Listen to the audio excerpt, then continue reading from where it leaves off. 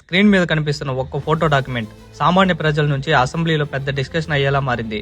The Indian prime minister Modi took advice, danced and sang in Israel for the benefit of US president.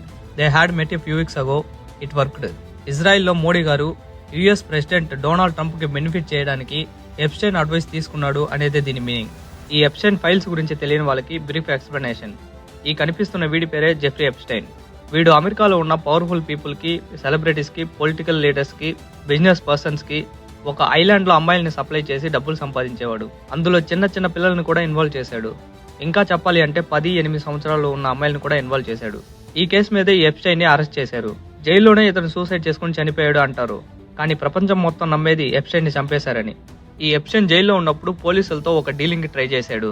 ఆ dealing లో ఏం మాట్లాడాడంటే, ఇప్పటి వరకు నా దగ్గర ఉన్న ఫైల్స్ అన్నింటినీ మీకు సబ్మిట్ చేస్తాను, దానికి బదులు నన్ను వదిలేయండి అనే డీలింగ్ ట్రై చేసిన పక్క రోజు న్యూస్ పేపర్లో తిని సూసైడ్ చేసుకుని చనిపోయాడని వార్తలు వచ్చాయి. ఎప్స్టైన్ గురించి, ఎప్స్టైన్ ని చంపేశారా అనే దాని గురించి ఆల్రెడీ వీడియో చేశాం. ఐ కార్డ్స్ లో ఇస్తున్నా. ఆ వీడియోని చూసి ఈ వీడియోని చూస్తే ఇంకా క్లియర్ గా మీకు అర్థమవుతుంది. రీసెంట్ గా అమెరికన్ గవర్నమెంట్ ఎప్స్టైన్ ఫైల్స్ కి సంబంధించిన 3 లక్షల పేజీల డాక్యుమెంట్ ని రిలీజ్ చేసింది. ఈ డాక్యుమెంట్ లో మన ప్రధానమంత్రి మోడీ గారి పేరు కూడా ఉంది. అందుకే అసెంబ్లీలో కూడా ఇది ఒక పెద్ద డిస్కషన్ పాయింట్ లాగా మారింది. మోడీ పేరుతో పాటు ఇంకో ముగ్గురు, ఒక మినిస్టర్ పేరు దీంట్లో ఇన్వాల్వ్ అయ్యింది. ఆ మినిస్టర్ పేరు ఈ ఫైల్లో ఎందుకు ఉంది? అలాగే ఒక ఇండియన్ అమ్మాయి ఇన్వాల్వ్మెంట్ కూడా దీంట్లో ఉంది. ఇంకా ముఖ్యంగా అనిల్ అంబానీ, ముఖేష్ అంబానీ తమ్ముడు మల్టిపుల్ టైమ్స్ ఈ ఎప్స్టైన్ ని డైరెక్ట్ గా మీట్ అయ్యాడు. ఈ పాయింట్ మీద రాహుల్ గాంధీ అనిల్ అంబానీ పేరు ఫైల్స్ లో ఉంది. మల్టిపుల్ టైమ్స్ ఎప్స్టైన్ ని మీట్ అయ్యాడని ప్రూఫ్స్ కూడా ఉన్నాయి. ఎందుకు ఇంకా అరెస్ట్ చేయలేదు, మీకేమన్నా భయమా అని అసెంబ్లీలో ప్రశ్నించాడు. వీటిలో ఎంతవరకు నిజం ఉంది? ఈ విషయాల గురించి ఈ వీడియోలో జస్ట్ 8 minutes లో క్లియర్ గా అర్థమయ్యేటట్టు డిస్కస్ చేసుకుందాం. ఈ ఎప్స్టైన్ తన పూర్తి లైఫ్ లో జరిగిన అన్ని విషయాల్ని 6 లక్షల పేజీల డాక్యుమెంట్ చేశాడు. అందులో 3 లక్షల పేజీలని రీసెంట్ గా అమెరికన్ గవర్నమెంట్ రిలీజ్ చేసింది. జనవరి 13, 2020కి ఒక అమ్మాయి కూడా ఇందులో బాధించబడ్డారు అని తెలిసింది. వీడు చేసిన పనికి మాలిన పనుల్లో భారతీయ మహిళలను కూడా ఇన్వాల్వ్ చేశాడు. ఈ ఎప్స్టైన్ కేసుని డీల్ చేస్తున్న ఇద్దరు ఆఫీసర్స్ మెయిల్ కన్వర్సేషన్ వల్ల మన ఇండియన్ గర్ల్ కూడా దీంట్లో ఇన్వాల్వ్ అయ్యిందని ఫస్ట్ టైం తెలిసింది. ఆ మెయిల్లో ఇండియాకి సంబంధించిన ఒక అమ్మాయి గురించి డిస్కషన్ జరిగింది. ఆ మెయిల్లో ఆ అమ్మాయి ఫోన్ నెంబర్ కానీ లేదా అడ్రస్ కానీ దొరికితే ఇండియాలో ఉన్న ఎంబసీతో నేను మాట్లాడతాను అనే ఆ కన్వర్సేషన్ లో ఉంది. ఎంబసీ అంటే ప్రతి దేశం వాళ్ళకి సంబంధించిన ఒక ఆఫీస్, అధికారిక కార్యాలయం. భారతదేశానికి అమెరికాలో ఒక ఎంబసీ ఉంటుంది. అక్కడ మన ఇండియా వాళ్ళు వర్క్ చేస్తూ ఉంటారు.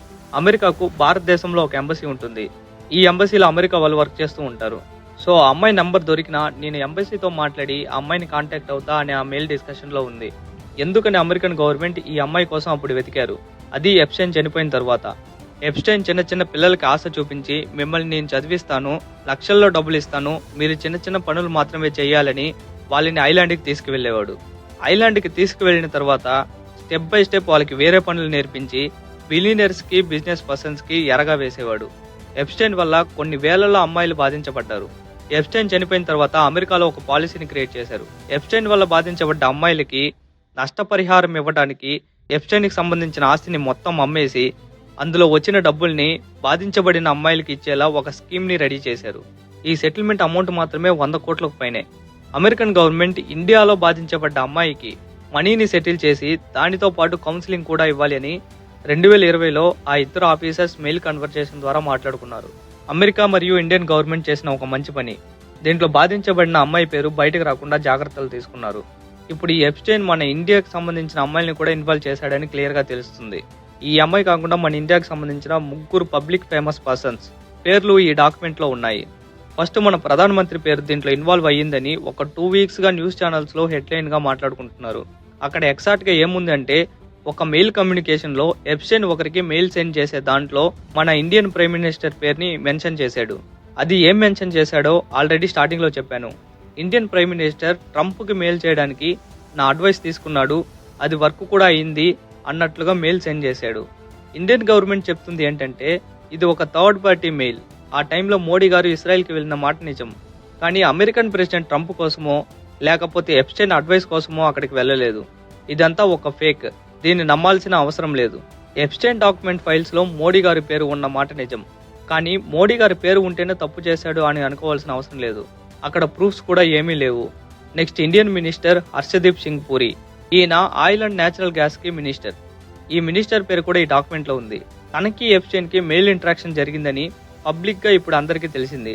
దీనికి సమాధానం చెప్పడానికి మీడియా కాన్ఫరెన్స్ ని పిలిచి సమాధానం చెప్పాడు. నేను ఎప్స్టైన్ ని 4 సార్లు మీట్ అయ్యాను. 10 years ముందు నేను తను మెయిల్ కాన్ఫరెన్స్ ద్వారా కొన్ని డిస్కషన్ చేసుకున్నాము. అప్పుడు నేను మినిస్టర్ని కాదు, తను కూడా ఇలాంటి వెధవని నాకు తెలీదు.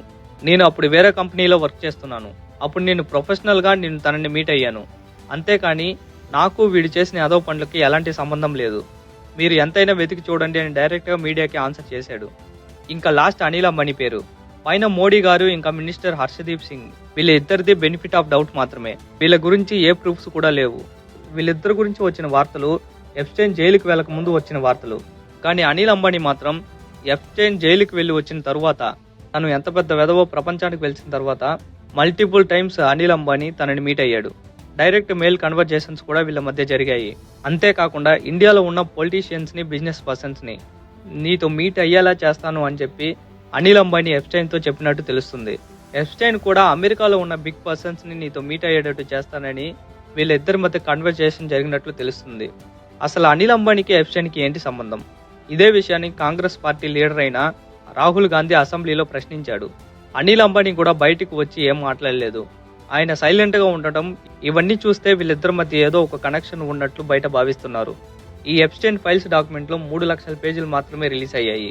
మిగతా పేజెస్ ని కూడా రిలీజ్ చేయాలని అమెరికన్ ప్రజలు ర్యాలీలు చేస్తున్నారు. ఈ ఎప్స్టైన్ గురించి, ఎప్స్టైన్ ఫైల్స్ గురించి మీ అభిప్రాయాన్ని కూడా కమెంట్ సెక్షన్ లో షేర్ చేయండి. నా ఎక్స్ప్లెనేషన్ నచ్చితే సబ్స్క్రైబ్ చేసి సపోర్ట్ చేయండి. ప్రతి వీడియో చాలా తక్కువ టైంలో క్లియర్ గా అర్థమయ్యేటట్టు ఎక్స్ప్లెయిన్ చేస్తాను. లైక్ చేసి సపోర్ట్ చేయండి. Thank you for watching.